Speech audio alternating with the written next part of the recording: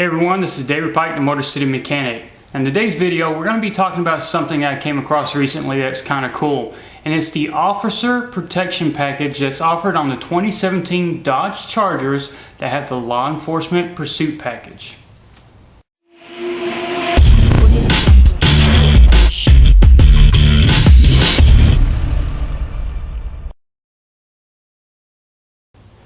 Now in this video, we're going to be talking about three important things. The first one being, what is the Officer Protection Package? Second, how do you install it? And third, how does it work? Now the Officer Protection Package, simply put, is a means for the officer while he's sitting in the vehicle to get notified if someone is coming around the back of the vehicle. Now the kit is made by a company called Intermotive.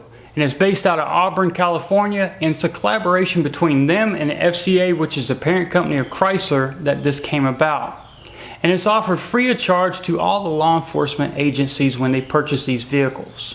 So now that we know what it is, we're going to go ahead and work on how it's installed, and then we'll move on to how it works. The system comes as three parts. We've got the actual control module, or the brains of the operation. Then we've got the main wiring harness. This has an OBD2 connector on both sides, and we've got the lead going to the module.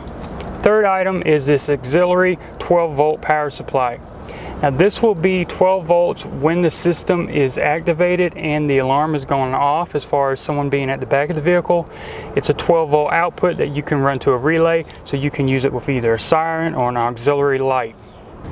Now in order to install the kit, we need to get access to that OBD2 port. We're just going to be removing it from its location, pulling it up inside the dash panel area where we're going to put the module, and we're going to run that T-harness and the other end back down to where the original OBD2 was.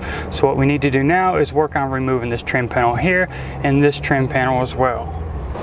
So we're just going to go ahead and grab our plastic trim stick, get up under one of the leading edges, pry upward, and pull it off. Now with this trim panel removed, you can see we've got a total of 2 Phillips screws we need to take off. Use whatever tools you've got handy.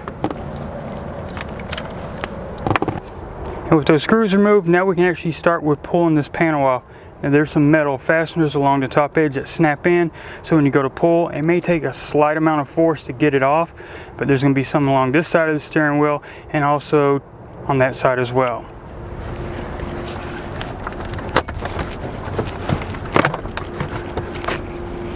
Now the main thing we're trying to access is this OBD2 port right here. We're going to reach up under, we're going to squeeze the 2 sides, and we're going to pick up on it and pull it through. And then we're going to run it to the T-harness, and then the T-harness, one end's going to go back to that location there, and the end that we just took loose will go into the other end of that T-harness. Now that main harness that comes with the module has a data link connector on one end.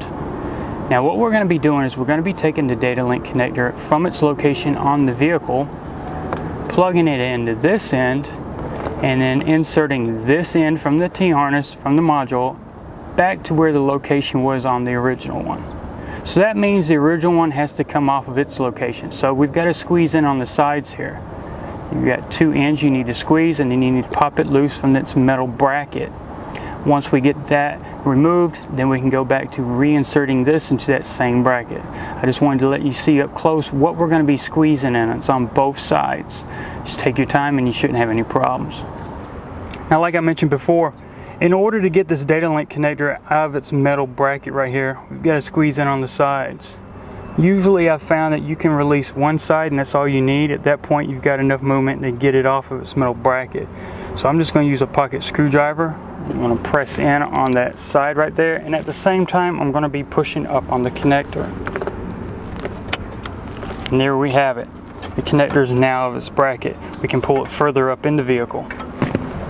Now that we've got the original data link connector removed, we can go ahead and grab that T-harness that came in the kit. We're going to be plugging the black connector into the red one here and make sure it's fully seated. At that point, we're going to go ahead and route the white connector here, and we're going to run it through the same bracket that we took the original black connector out of. So reaching up in the opening, we'll actually route the connector, line it up, and fully seat it into the bracket. There we have it. Now on the other end of that T-harness, you've got this white connector here. That's the connector that plugs into the control module. Just plug it right there to make sure it's fully seated. Now when we go to mount this, we're going to be using either double-sided tape on the back side. We can either use 2 screws coming through the front side or wire ties, and we could use the same holes that the screws would go through. Also, if you're going to be running that auxiliary lighting or siren that I mentioned earlier, you do have one connector right here that would plug into this location as well. Now the location that I found that seems to work best is right here on top of this transmission control module. It's flat, it's plastic. If you were using that double-sided tape, you would just stick it, peel it, and press it down till it's fully seated. In this case, wire ties, we're going to go around that control module and just tighten it down on top. So now that we've got that T-harness installed and the module, we can go ahead and reinstall this lower trim panel and that side piece as well. Now the way that this system works is it uses the 4 pre-existing park assist sensors that we've got on the rear of the vehicle. We've got 2 here on the driver's side, and we've got 2 more over here on the passenger side. Anything that comes within the range of these sensors will be detected as an object or as a person. Now in order for the system to work, there are a total of 4 things that have to be met. First one is the parking brake is not to be engaged. Vehicle has to be in park, vehicle has to be running, and the doors must be closed. At this point, if you look at the lower buttons on the right side of the steering column here, you've got an aux with a 1 dot, aux with 2 dots, aux with 3. That's aux 1, 2, and 3. Aux 1 turns the feature on and off. As soon as you depress it and you've met the other criteria I just mentioned, your backup camera is going to come on, as well as the screen on the center of the cluster showing the back park sensors. So let's go ahead and check the operation. Go ahead and select aux 1. So at this point, if anybody's walking behind the vehicle, the park assist sensor is going to pick them up. You're going to hear the audible tone that you're hearing right this moment, and also you're going to pick it up on the park assist.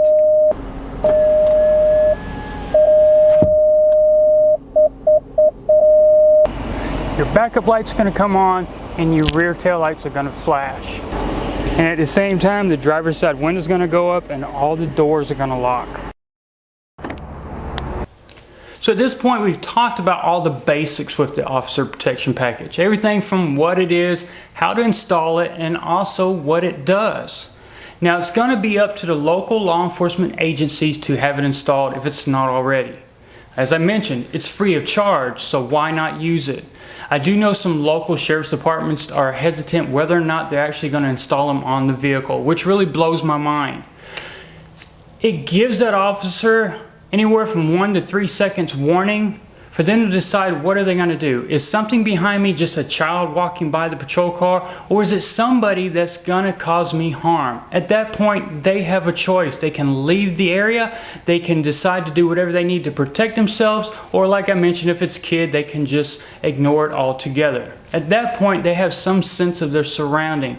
And it's also an item that you can turn on and off. It doesn't have to be on all the time. So why would you not install it?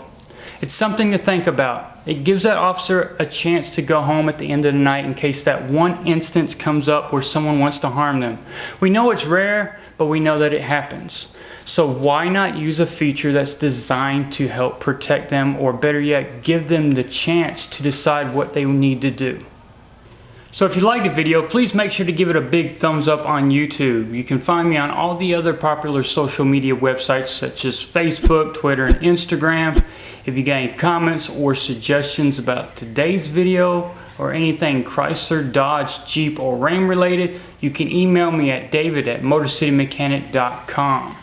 If this is the first time you've ever seen one of my videos, please make sure to click on the subscribe button. And if you're a returning subscriber, make sure to click that bell icon next to the subscribe button.